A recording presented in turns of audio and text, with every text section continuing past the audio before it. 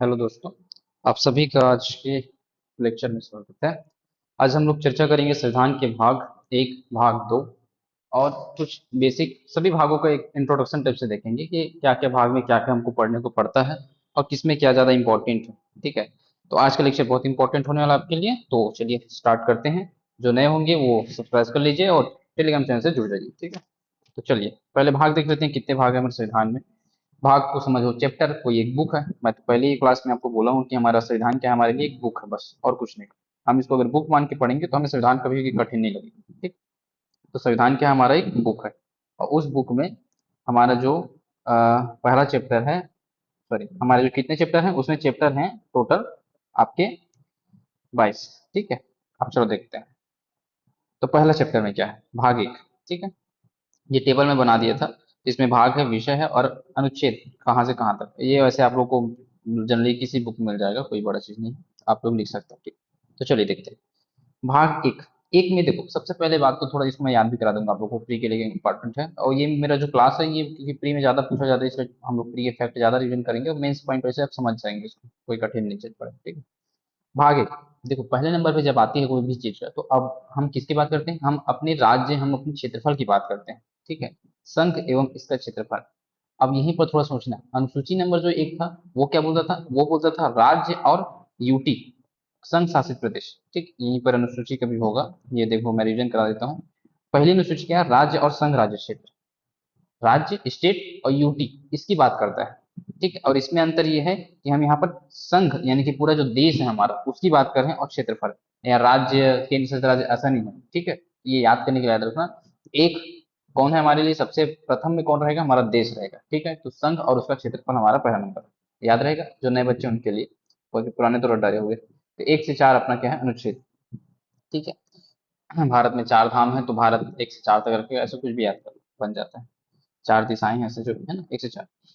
भाग दो। भाग दो में क्या है, नागरिकता। देखो पहला तो आप कोई क्षेत्रफल डिसाइड करते हैं किसी देश के लिए।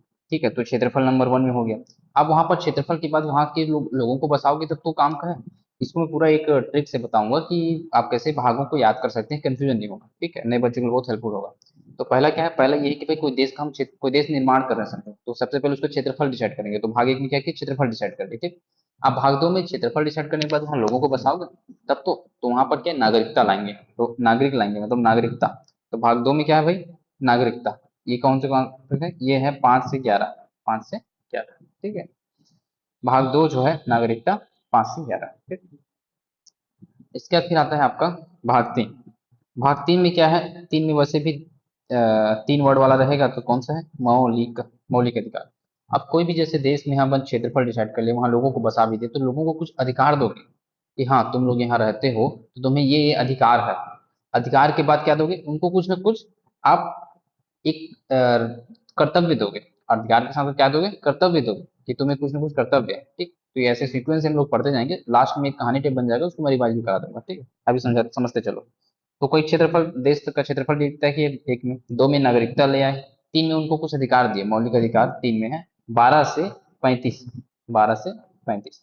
ठीक है, इसके बाद फिर आता है आपका, देखो मौलिक अधिकार में तीन वर्ड है तो 12 3 36, एक कम कर दो 35, ऐसे भी जोड़ सकते हो, 35 36 में कंफ्यूजन नहीं होगा, एक कम करना है बस, 12 से 35। ठीक, और ऐसे याद करो गिनती में तो 1 2 3 4 5, चार बस को काट दो तो 12 से 35 ऐसे भी याद करो। मतलब बहुत सारे तरीके हैं याद करने के, बस थोड़ा सा ट्रिक से याद रखो। तो 12 से 35 ये हो गया। अब भाग चार। भाग चार में क्या है, नीति निदेशक तत्व। तो निदेशक वर्ड में चार वर्ड है तो वहां से आप इसको रिलेट कर सकते हो कि भाग चार में निदेशक रहेगा। 36 से 51, क्या आर्टिकल है, 36 से 51। मौलिक अधिकार को मैं बता दी, गिनती लिखो, चार काट दो बस। ठीक है, इसके बाद फिर इसमें क्या था, 36 से 51, 36 to 51। ठीक है, अब 51 का में क्या हो जाएगा, 51 ए या 51 का में है आपका मौलिक कर्तव्य, कैसे कर्तव्य कस। ठीक है, 51 का ऐसे याद कर सकते हो। इसको संशोधन द्वारा जोड़ा गया था बाद में। ठीक है, इसलिए 51 जब भी कोई संशोधन द्वारा जोड़ा जाता है ना, तो ऐसे चार का है ना, 9 का ऐसे आपको देखने को मिलेंगे यहाँ पर, ये दोनों संशोधन द्वारा जोड़े गए हैं। ये 14 का यहाँ भी है, तीन भाग जो है आपके संशोधन द्वारा जुड़े गए हैं। एक और होगा देख लीजिए। ठीक है, चलो 9 का भी है तो चार हो, चार ऐसे चैप्टर हैं आपके जो संशोधन द्वारा जोड़े गए हैं। भाग चार पढ़ा दिया, नीति 36 से 51। भाग 4 क में क्या है, मौलिक कर्तव्य। तो कितने प्रकार कर्तव्य बताए गए हैं, तो हमें आप आगे पढ़ेंगे भी, तो पहले तो 10 था, फिर 11वां जोड़ दिया गया 86 संविधान संशोधन से, ठीक है। तो कर्तव्य डिटेल से भी पढ़ेंगे। 5 में क्या है, केंद्रीय प्रशासन। अब देखो 4 तक आप बात कर लिए, कोई क्षेत्रफल बसाया, फिर लोगों को बसाया, अधिकार दिए, कर्तव्य दिए, खत्म, ठीक। अब कोई भी क्षेत्रफल देश बनेगा तो बस लोगों से और अधिकारों से नहीं बनेगा, वहां प्रशासन चाहिए। तो केंद्र में भी एक प्रशासन होना चाहिए और राज्य में प्रशासन होना चाहिए। तो केंद्र वाला 5 नंबर पे, और उसके बाद जो 6 नंबर पे है वो क्या हो जाएगा, राज्य प्रशासन हो जाएगा। तो 2 प्रशासन हो गए, भाग 5 और भाग 6 हम प्रशासन के बारे में पढ़ेंगे, ठीक। भाग 5 में क्या है, तो भाग 5 में 52 से 151 आर्टिकल नंबर, 52 से 151 आपका भाग 5 है। भाग 6 जो है 152 से 237, ठीक है। और 238 को तो अब विलोपित कर दिया गया, भाग 7 विलोपित हो गया है। ये पहले क्या थे, ये जो है पहली अनुसूची के भाग ख, मतलब जब भारत आजाद हुआ था ना, तो 4 भाग में डिवाइड कर देते थे देश को, क ख ग घ। तो जो ख वाले थे, जो ये प्रिंसली स्टेट भी कह सकते हैं, तो उनका एक और चीज था, टर्म्स मैं अभी थोड़ा बोल रहा हूँ, मैं आएगा आगे लिखा हूँ उसको, तो उस समय और मैं आपको डिवील कर दूंगा इसको। किसमें आएगा ये आपका, संशोधन वाले में है ये, ठीक, एक बार। तो वहां मैं आपको ऑर्डर कर दूंगा, ठीक है। भाग 7 बस इतना भी याद रखो, ये खत्म कर दिए गए हैं भाग 7 को, ठीक है। 238 में जोड़ दिए गए, मतलब हटा दिया 238 को। अब भाग 8 आते हैं। 8 में क्या है, देखो 5 में केंद्र प्रशासन, 6 में राज्य प्रशासन, 7 तो खत्म। तो 8 वाला कौन सा रहेगा, ऑटोमेटिक बताओ, केंद्र शासित प्रदेश। केंद्र शासित प्रदेश के रहेगा, सिंपल सी बात है ना। 5 केंद्र हो गया, 6 राज्य, तो क्या बचा, यूटी बचा। तो 7 तो खत्म कर दिए, 7 में समाप्त कर दिए, 7 समाप्त कैसे याद करें। 8 में क्या हो जाएगा फिर, 8 यूटी। पहले 8 यूटी थे, फिर 9 हुए, फिर 8 हुए, ठीक है। तो वो ऊपर नीचे हो रहे हैं यूटी, तो उसको देख लेना अपडेट। अभी मैं बोल रहा हूँ कुछ अलग रहा तो देख लेना, आगे पीछे हुए, बाकी 8 ही मेरे को भी याद आ रहा है, ठीक है। तो 8 हो जाएंगे आपकी, यूटी से 8 भी हैं, तो ये केंद्र शासित प्रदेश 8 है, ठीक है। 239 से 242। अब भाग 9, 9 में क्या है, 9 में हम लोग नो करते हैं, किसमें नो करते हैं, पंचायत को नो बोलते हैं। जो पंचायती करता है ज्यादा ना, हम उसको नो नो बोलते हैं, तो यहाँ निकल जाए ज्यादा पंचायती मत कर, ठीक है। तो भाग 9 जो हो जाए, पंचायत हो जाए। भाग 9 का है आपका नगर निकाय का, और 9 ख है आपका सहकारी समिति का, ठीक है। ये जो आप लोग देख रहे हैं, ये संशोधन नंबर कौन सा था, 73 और 74 संविधान संशोधन से इसको जोड़ा गया, ठीक है। 73 और 74 को। अच्छा, मौलिक कर्तव्य किससे जोड़े गए थे, मौलिक कर्तव्य 42, ठीक है, 42 से जोड़े गए थे। और 86, जो 11वां जोड़ा गया था वो 86, ठीक है। अच्छा, इसको याद करने कैसे करोगे, तो देखो मौलिक कर्तव्य जो है ना 42 में है कि 44 में, अगर कंफ्यूजन हो आप लोगों को बार बार, तो मैं कहानी सुना देता हूँ तो उससे याद रहे। मौलिक कर्तव्य को ना जोड़ा किसने गया था, मौलिक कर्तव्य को जोड़ा गया था आपका, हाँ, एक मिनट ना, एक मिनट, क्या हुआ, हाँ, ठीक है ना। तो आप लोगों को काम करो ना, वो जो बच्चे हैं ना, उनको वहां पर बैठाओ, और उसके बाद फिर जो काम है ना उसको करो। हाँ, ठीक है ना, कुछ इमरजेंसी होगा तो बताना, ठीक। हाँ,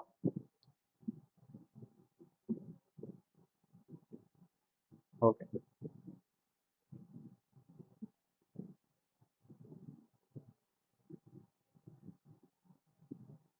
ठीक ठीक, हाँ, ओके, ओके, हाँ, सॉरी ना, थोड़ा सा इमरजेंसी है, चलिए वापस आते हैं। तो हम क्या पढ़ रहे थे, हम पढ़ रहे थे मौलिक कर्तव्य की संशोधन द्वारा जोड़ा गया, बोल रहा था ना।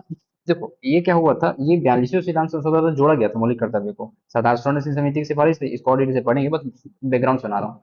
इसमें क्या हुआ, इंदिरा गांधी सरकार ने इसको जोड़ा। उस समय बीजेपी या फिर जो भी जनसंघ पार्टी थी उसने विरोध किया, लेकिन 44 द्वारा उसका हटाया नहीं, ठीक, उसको हटाया नहीं थे 44 में, बल्कि उसको यथावत रहने दिए थे। तो इससे आप याद रखना इस कहानी से कि 42 में ही इसको जोड़ा गया, 44 में भी जोड़ा गया था, इस टाइप से, ठीक है, इसलिए बोल रहा था बस। अब 42 को आप देखोगे तो 86 भी कैलकुलेट कर सकते हो। चलो फिलहाल आगे बढ़ते हैं। अब भाग 9 में हम पढ़ दिए क्या, पंचायत और नगर निकाय हो गया, ठीक है। अब इसके बाद फिर आता है भाग 10। भाग 10 में अनुसूचित क्षेत्र एवं जनजाति क्षेत्र का प्रशासन, अनुसूचित क्षेत्र और जनजाति क्षेत्र का प्रशासन है वो भाग 10 में। तो 5 से 10 तक पूरा प्रशासन के बारे में है। 5 में केंद्र प्रशासन, 6 में राज्य प्रशासन, 7 समाप्त हो गया, 7 से समाप्त। 8 में यूटी वाला प्रशासन हो गया, 9 में पंचायत नगर, 9 क में नगर निकाय, और 9 ख में सहकारी समिति का प्रशासन। उसके बाद फिर 10 में अनुसूचित क्षेत्र एवं जनजाति क्षेत्र का प्रशासन। तो ये हो गया भाग 10। अब 11 में हम संबंध पढ़ेंगे आपस में। 11 में क्या हो जाएगा, केंद्र राज्य विधायिका प्लस प्रशासनिक संबंध। केंद्र और राज्य के बीच में जो विधायिका है ना, संसद और विधानसभा, उनके बीच में जो संबंध है वो प्रशासनिक संबंध है, जो वो भाग 12 में आपका वित्तीय संबंध पढ़ेंगे, जो केंद्र राज्य के बीच में वित्त का कैसे बंटवारा होता है, वित्त विभाग कैसे आता है, ये सारी चीजें। आर्टिकल भी देखते हैं, चलो आर्टिकल हो गया इसमें। तो भाग 11 हो जाएगा आपका 245 से 263। ठीक है, 245 से 263। भाग 12 हो जाएगा आपका 264 से 301। 264 से 301। ठीक है। इसके बाद फिर भाग 13 क्या हो जाएगा, 301 से 307। इसी में आपका वो जोड़ दिएगा क्या, 300 में जो संपत्ति का अधिकार है उसको ला के जोड़ दिएगा। ठीक है, तो वित्तीय है करके। तो ये तीन आपको रहेंगे संबंध वाले, 11 12 13। संबंध वाले 11 में क्या है, विधायिकम प्रशासन, मेरे साथ बोलो याद हो जाएगा सीधा। इधर 11 में क्या है, विधायिकम प्रशासन, दो चीज। 12 में अकेला वित्तीय बैठा है, 12 में क्या है, अकेला वित्तीय बैठा है, 12 बजे मतलब वित्त आना चाहिए, सीधा बात। ठीक है। 13 में फिर अकेले को ना व्यापारिक मामले जो है होते हैं वो। अब भाग 14 में देखो, अब यहाँ से तो आप ट्रिक बना सकते हो, देखो यहाँ से। ठीक। अब भाग 14 में क्या है आपका, यूपीएससी पीएससी आयोग, इसके बारे में है भाग 14 में 308 से 323। 315 में वैसे मिल मूल का वो है, 8 और 23 का बीच लोगे 15, तो 15 में इन दोनों के बारे में संगठन है। बाकी स्टार्टिंग 308 और एंड कहाँ से होता है, 323 से। ठीक है, भाग 14। ठीक है, 1 4 5। तो कुछ भी याद कर सकते हो, वैसे तो 14 बार याद करने से पीएससी निकलता है ऐसा, तो जो भी। ठीक है। इसके बाद विभाग 14 का है, ये भी 42वें द्वारा जोड़ा गया था। प्रशासनिक अभिकरण, जो केंद्र राज्य जो वो होते हैं ना, लोक सेवक, उनके जो मामले होते हैं उनको सॉल्व करने के लिए प्रशासनिक अभिकरण लगाया जाता है। ठीक है, यूज किया जाता है। तो भाग 14 का हो जाएगा प्रशासनिक अभिकरण।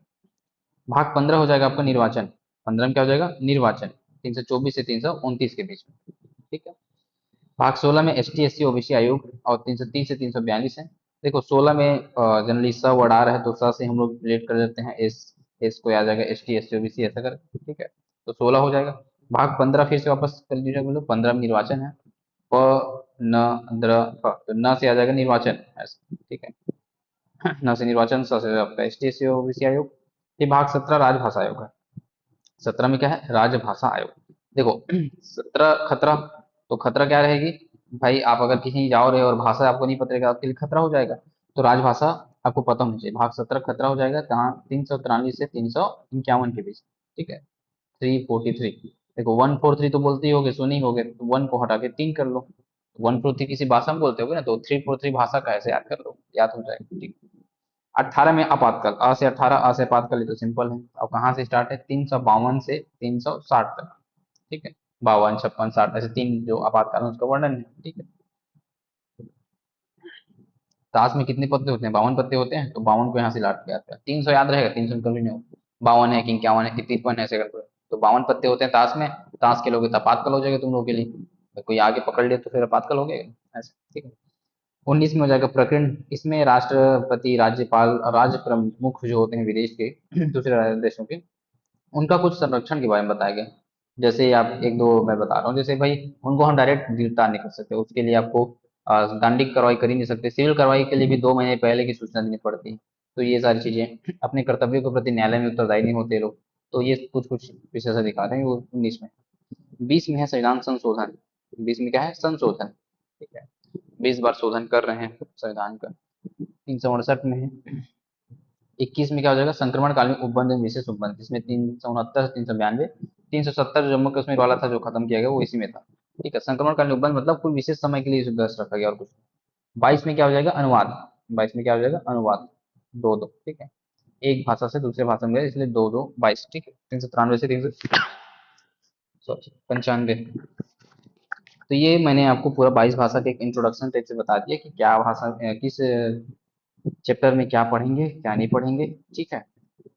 अब मैं आप लोगों को एक एक करके भाग 1 भाग 2 भाग 3 पढ़ा देता हूँ, ताकि आज हम लोग का टारगेट जो था वो कंप्लीट हो। 2 दिन का हम लोग गेप कर डाले, है ना। चल, ये आता है आपका भाग 1। अब देखो भाग 1 में क्या है भाई, भाग 1 में हमने क्या पढ़ा था याद करो। पहले नंबर पे हम क्षेत्रफल देखेंगे, तो संघ और उसका क्षेत्रफल। ठीक है राजू, संघ और उसका क्षेत्रफल। तो अनुच्छेद 1 से लेकर 4 तक है। ठीक है। अनुच्छेद 1 क्या बोलता है, अनुच्छेद 1 बोलता है कि भारत अर्थात इंडिया राज्यों का संघ होगा। संघ को इंग्लिश में बोलते हैं यूनियन। देखो दो वर्ड होता है, एक होता है यूनियन, एक होता है फेडरेशन। ठीक है। तो यूनियन में देखो आई है बीच में, बीचों बीच आई से इंडिया। तो यूनियन अगर कहीं भी आए तो इंडिया है, ऐसे याद रखना। इंडिया क्या है, यूनियन है। ठीक है, यूनियन को हिंदी में बोलते हैं संघ। ठीक है, यूनियन को क्या बोलते हैं, संघ। तो इस टाइप से याद रखो। और फेडरल कौन है, फेडरेशन, सॉरी फेडरेशन कौन है, फेडरेशन आपका अमेरिका है। उसमें राज्य का कुछ नहीं कर सकते वो लोग, ठीक है। राज्य जो है अविभाजित राज्य, उसमें कुछ नहीं कर सकते, बल्कि हमारे यहाँ क्या है, हमारे विभाजित राज्यों का अविभाजित संघ है। इसे उल्टा बोलते हैं अविभाजित संघ जो विभाजित राज्यों का है, ठीक है ऐसा। एक वर्ड और यूज किया है यहाँ पर, विनाशी राज्यों का अविनाशी संघ, ठीक है। राज्य विनाश हो सकते हैं लेकिन संघ विनाश नहीं होगा हमारे यहाँ। तो ये अनुच्छेद एक में इतना ही है कि भारत अर्थात इंडिया, नाम दो की बताया गया है, भारत और इंडिया, ये भी याद रखना क्या क्या बोला गया है। तो भारत अर्थात इंडिया राज्यों का संघ होगा, ठीक। अनुच्छेद दो क्या बोलता है? अनुच्छेद दो बोलता है नए राज्यों का संघ में प्रवेश, नए राज्यों का संघ में प्रवेश। यहाँ पर नए राज्यों का प्रवेश करें, जैसे आपका हमने क्या क्या अधिग्रहण किया बाद में, गोवा को किया, सिक्किम को किया, ये पहले नहीं थे, उसको बाद में हम लोग जगह को वो ऑक्युपाई किए। पांडिचेरी आजादी के बाद है, डेट भी यहाँ पर लिख दिया हूँ। 1961 में गोवा आया था, 1975 में सिक्किम आया था, 54 में पांडिचेरी आया था। बाकी डेट उतना इंपॉर्टेंट नहीं है, बस सुन ले रहा हूँ। तो अनुच्छेद दो में क्या है, नया जगह हमारे से जुड़ेगा, वो है दो में। तो पहले नंबर पे, दो नंबर पे क्या है, जुड़ने वाला, ठीक है। और इसके बाद फिर अनुच्छेद तीन को देखो पहले। तीन में क्या है, जो राज्य पहले से हमारे, जो क्षेत्र हमारे से पहले आ गए हैं, अब उनमें कुछ चेंज करना है, जैसे उनका सीमा को कुछ बदलना है, जैसे छत्तीसगढ़ और मध्य प्रदेश का निर्माण हुआ है ना, जैसे तेलंगाना आंध्र प्रदेश का निर्माण हुआ। तो ये सारी चीजें जो है उनका नाम परिवर्तन करना है, तो वो अनुच्छेद तीन में आता है। इसके लिए राष्ट्रपति पूर्वनुमति से ही विधेयक प्रस्तुत किया जाता है, क्योंकि राज्य भाई, अब देखो सिंपल सी बात है, अगर कोई नया जगह को तुम आधिपत्य करने जा रहे हो तो वहां किसी की अनुमति नहीं है, क्यों? क्योंकि वहां के लोग तो क्या ही विरोध करेंगे, सेना जाएगी पकड़ के ले आएगी। अब राज्य में ही तुम हो, मतलब हमारे देश के अंदर का, तो मतलब संविधान तुम पे लागू हो रहा है, तुम संविधान के तहत रक्षा मांग सकते हो, है ना। तो इसके लिए क्या है, राष्ट्रपति को से पूर्व अनुमति लेने पड़ते हैं लोगों को, कि हम लोग इस राज्य की सीमा को बदलने वाले हैं, नाम परिवर्तन करने वाले हैं, इस टाइप से इसका पूरा प्रोसीजर है, आगे पढ़ेंगे और, ठीक है। तो ये है। तो अनुच्छेद तीन में क्या है, निर्माण, ये तीन में निर्माण है, और जो दो में है वो क्या है, एंट्री वाला है। कुछ कुछ आयोग बने हैं राज्य निर्माण संबंधित, उसको देख लो, तीन में आ जाता है। जैसे पहला आयोग है भाषाई प्रांत आयोग, एस के धर आयोग भी बोलते हैं, क्योंकि इसके अध्यक्ष एस के धर थे, एस के सुमित के शर्मा, ठीक है। तो भाषाई प्रांत आयोग क्या, एस के धर आयोग 1948, भाषाई आधार पर अस्वीकार कर दिया था, इसको याद रखना। इसकी सिफारिश क्या थी, ये भी थोड़ा समझ लो। एस के धर आयोग जो थी, भाषाई प्रांत आयोग, इन्होंने भाषाई आधार को अस्वीकार किया कि भाषाई आधार पे हम लोग नहीं दे सकते, प्रशासनिक सुविधा के अनुसार तुम राज्य निर्माण करो। ये सारे जो आयोग बने हैं, भाषाई प्रांत आयोग, जेवीपी समिति, राज्य पुनर्गठन आयोग, ठीक है, इसे फेडरल आयोग कहते हैं, ये सब राज्यों के गठन संबंधी समिति है। पहला चीज ये क्लियर रखो, ठीक है। अब किसी ने भाषाई आधार को स्वीकार किया, किसी ने नहीं किया, जनरली बस एक ही ने किया है लास्ट में, जो है राज्य पुनर्गठन आयोग। बाकी सब ऊपर वाले ने भाषाई आधार को अस्वीकार किया था, उनको लगता था कि भाषा के आधार पे अगर विभाजन कर देंगे तो ये लोग क्या होंगे, बटेंगे ये लोग, इस टाइप से वाला, ठीक है। तो ये चीज है। तो दूसरा एक जेवीपी समिति था, जेवीपी नाम से स्पष्ट है, जवाहरलाल नेहरू, वल्लभ भाई पटेल और पट्टाभी सीतारमैया, ठीक है, तीनों के मिलकर समिति था। भाषाई आधार को इन्होंने भी खारिज कर दिया, ठीक है। इसके बाद फिर राज्य पुनर्गठन आयोग 1953 में बना था, त्रिस्तरीय, मतलब तीन लोग थे, सीधा सी बात है। कौन कौन थे, फजल अली, एम पणिक्कर और एन कुंजरू। तो इसको ऐसे याद कर सकते हो कि ए पी के, ठीक है, अली, पडिक्कर, कुंजरू। वैसे भी एपी की फाइल डाउनलोड नहीं करना चाहिए करके सुनी हो, तो उसको याद कर लो भाई कि राज्य पुनर्गठन कर देगा, अगर एपी के डाउनलोड कर लोगे तो राज्य पुनर्गठन हो जाएगा तुम्हारा, ठीक है, मोबाइल का गठन हो जाएगा पूरा नया। तो एपी के क्या क्या हो जाएगा, अली, फजल अली, पी फॉर हो जाएंगे आपके पर्णिकर, और एन फॉर हो जाएंगे, के फॉर हो जाएंगे कुंजरू, एन कुंजरू, ठीक है। ये तीन सदस्य था, इन्होंने बोला कि भाषाई आधार स्वीकार किया कि ठीक है, भाषाई आधार पर तुम विभाजन कर दो राज्यों का। और इन्होंने जो सिफारिश किया था और जो एक्चुअल में बना उसमें अंतर है, तो वो भी इंपॉर्टेंट है, उसको याद रखो। देखो, इनका सिफारिश क्या था, इनका सिफारिश ये था कि भाई तुम 16 राज्य प्लस 3 यूटी बनाओ। इनका सिफारिश था पुनर्गठन आयोग का, कि भाषाई आधार स्वीकार करते हैं, 16 राज्य और 3 यूटी बनाना हम बोल रहे हैं। लेकिन केंद्र अपना मन कर चलाया, उसने एक्ट पारित किया 1956 का, जो राज्य पुनर्गठन आयोग एक्ट है 1956, उसमें उसने 14 राज्य और 6 यूटी बनाए, ठीक है। तो जो दो राज्य और बनाने की बोल रहे थे, वो लोग 16 राज्य बोले थे, ये 14 ही बनाए। और 3 यूटी बोले थे, तो यूटी बढ़ा दिए, 6 कर दिए, डबल कर। तो ये याद रखना, ये फैक्ट काम करता है, क्वेश्चन का आएगा पता है। ये बोलेगा राज्य पुनर्गठन आयोग अधिनियम के तहत, ये सुनो, इसको पढ़ो चलो। राज्य पुनर्गठन आयोग ने 14 राज्य और 6 यूटी का सिफारिश किया। अब हम अगर अधिनियम बस को पढ़े रहेंगे कि 14 राज्य 6 यूटी बना, तो हम बोलेगा हाँ उसने तो बनाया गया था तो करेगी, लेकिन उसने बोला अलग है, किया किसने अलग है, ठीक है। तो थोड़ा सा इसको ध्यान रखना। फिर राज्यों का गठन कब कब कैसे कैसे हुआ इसके बारे में है छोटा सा नोट्स, ज्यादा वैसे काम का नहीं आता बट सुन ले रहा हूँ। पहला जो राज्य बना 1 अक्टूबर 1953 को आंध्र प्रदेश राज्य बना। मद्रास से थोड़ा सा कुछ कुछ चीजें चेंज हो गई। तेलुगु शासित राज्य था ये। पोट्टी श्री रामुलु का 56 दिन का अनशन था, 56 दिन, ठीक है, बहुत बड़ा बात होता है। इनके ही द्वारा फिर मतलब इनके प्रेशर से फिर आंध्र प्रदेश गठन हुआ। 1954 में दो राज्य सम्मिलित हो गए थे, दादरा नगर हवेली पुदुचेरी। और 1961 में गोवा दमन को ले लिए थे अपन, पुर्तगाल के विरोधी में था। सिक्किम के लिए है कि 36 संविधान संशोधन द्वारा सिक्किम को पूर्ण राज्य का दर्जा दिया और 56 के द्वारा गोवा को पूर्ण राज्य। तो ये पूर्ण राज्य वाला याद रखना, फ्री में आ जाता है। 36 से सिक्किम, 56 से गोवा, ठीक है। गोवा में जाके 56 का सीना दिखाते रहते हो ना, वही है। हाँ बस, ठीक है। 69वां संशोधन हुआ था जो दिल्ली को राष्ट्रीय राजधानी एनसीआर घोषित करने के लिए। संशोधन वाले में इसको मैं और वैसे लिखा हूँ बट यहाँ पर बना रहा था ना, तो इसको रिविजन टाइप में लिख देता हूँ। बाकी संशोधन जब पढ़ेंगे तो पूरा संशोधन एक जितना हुआ उसको पढ़ेंगे, ठीक है। तो ये हुआ आपका राज्य निर्माण प्रक्रिया पूरा। अब ये जो मैं बोल रहा था आप लोग को यहाँ पर लिखा है, आजादी के समय राज्यों के 4 वर्ग थे, ए बी सी डी। ए में क्या थे, ब्रिटिश प्रोविजन। बी में थे देसी रियासत। सी में थे कमिश्नरी। और डी में क्या थे, अंडमान निकोबार के जो क्षेत्र थे बाहर, उनको शामिल किया गया था, ठीक है। तो इसी के तहत वो जो 237 हटाए थे ना, यहाँ पर वो हटाया था, ठीक है। अब आता है आपका कुछ कुछ राज्यों का निर्माण है, इसको वैसे ज्योग्राफी में आप लोग पढ़ते हैं, ऐसे मैप बना के पढ़ोगे ना तो ये ज्यादा सही रहेगा। डेट को क्या ही याद करोगे, डेट को मतलब ऐसे कुछ अच्छा से बनाना तुम लोग, ठीक है।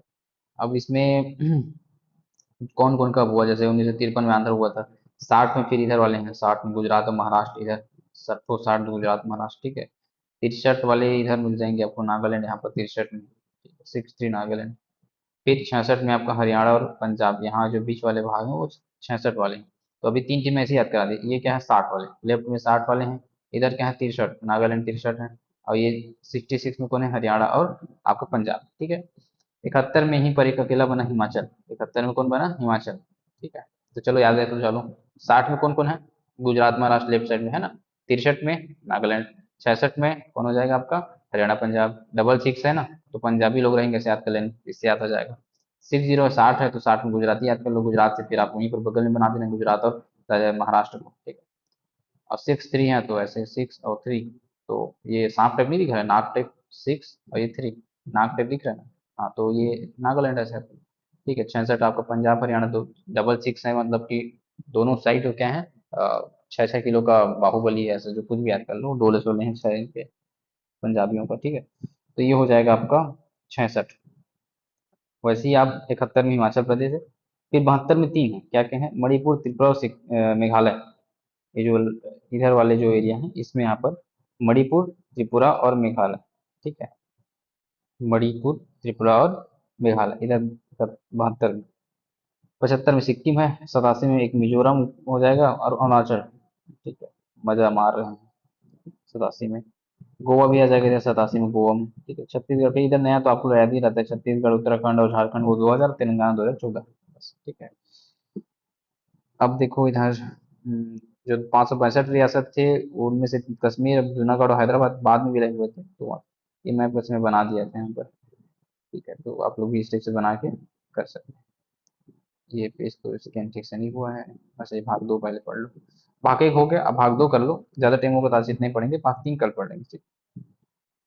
देखो भाग 2 में क्या है, नागरिकता है, तो 5 से 11 तक है। मेन मेन चीज याद रखो, नागरिकता का प्रोविजन किस संविधान से लेके, ब्रिटिश संविधान से, ठीक। एकल नागरिकता है हमारे यहाँ। ये अनुच्छेद बस काम का है, अनुच्छेद 11 एक एक, ये याद रखना बस।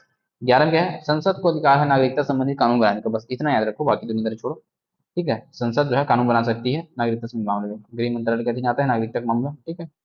एकल नागरिकता है, संघ सूची का विषय है, ये सारी चीजें हैं। अब नागरिकता अर्जन करने के कुछ कुछ उपाय हैं, ये 1955 के अधिनियम जो नागरिकता अधिनियम है उसके तहत बताया गया है, ठीक है। संविधान में नहीं है, इस अधिनियम में है, बट ये आ जाता है। जैसे पहले जन्म से, फिर वंशानुगत, फिर पंजीकरण करके रजिस्टर्ड हो गए, फिर देशीकरण नेशनलिज्म हो जाए उसका, फिर क्षेत्र समाविष्ट द्वारा, ये 5 चीजें द्वारा आप भारत की नागरिकता प्राप्त कर सकते हैं। पहले जन्म से, तो 26 जनवरी 1950 को या उसके पश्चात कोई भी जन्मा हुआ व्यक्ति या उसके माता पिता इंडियन हो, ठीक है, तो वो हो सकता है आपका जन्म से।